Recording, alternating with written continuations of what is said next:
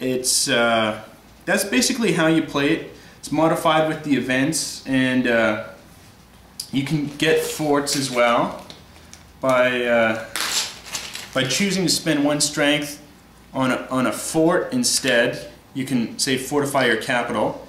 That adds +1 to your dice roll. And so as a defender, you got a little bit more of an advantage as well. It's a pretty fun game. You've got the 7 epochs.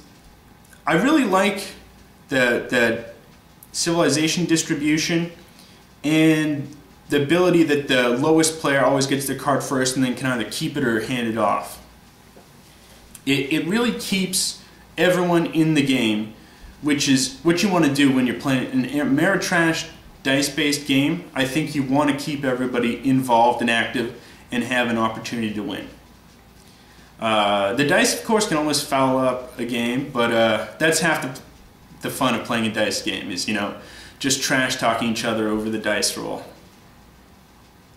One thing I would say against this game is it's just a little too long with the 7 epochs. Right? By the time you roll around to the epoch 7, it's got United States, Great Britain, whatnot. You're probably going to finish up around the 4-hour mark, and that's just a little bit too long. So sometimes if we decide to, we're only going to play the first 5 epochs, just to save time. I believe in the new version, A Brief History of the World, that's recently released, they've tried to speed up things and they've cut it down to 6 epochs. So it really kind of depends how much time you want to play. But honestly, by about the 3rd hour, everyone's kind of getting fed up with it and they've had enough. So I think 5 or 6 epochs is just about right. It's a fun game.